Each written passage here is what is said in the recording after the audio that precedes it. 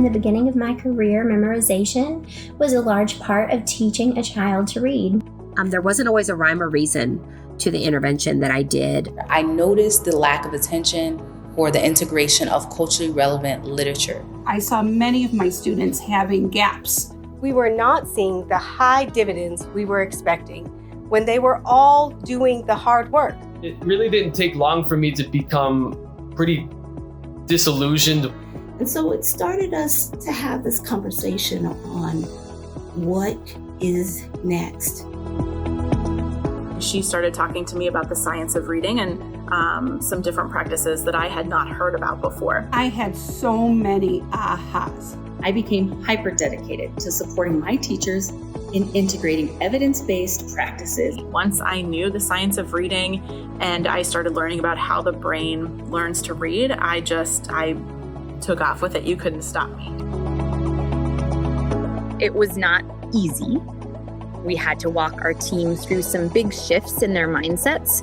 Not only were we building capacity across our district, but we were building our leaders. We were building our allies.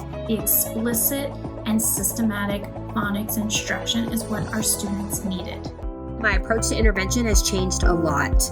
It is much more data-driven and research-based, and there's a much greater focus now on prevention. As an international teacher, I learned how to do progress monitoring and keep track of my data of my students. Reviewing the data and using it to evaluate mastery of skills, standards, and learning goals has been a guide for differentiation. I have a lot of success in my reading class because I then take the time to interpret the data, and then I take it a step farther and create an intervention for each of my students.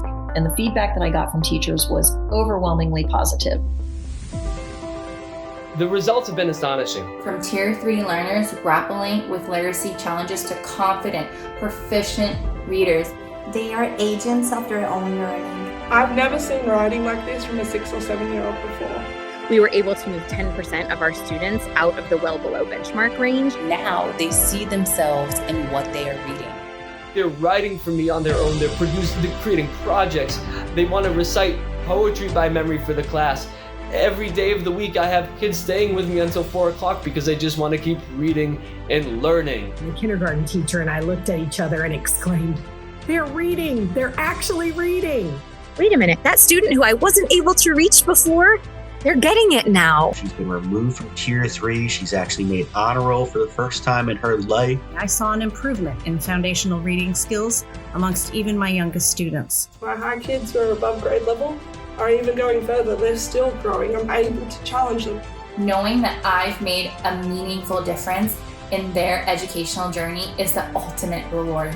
We can effectively address the diverse needs of our students. The ability to read is a basic human right. Being able to read could change someone's life. It could change the trajectory of their life. I love to see when that light bulb goes off in a student's head. I love to see the connection when they put everything together and see how it's actually going to affect their lives. And while we have done a lot of work, I can assure you that it's just the beginning.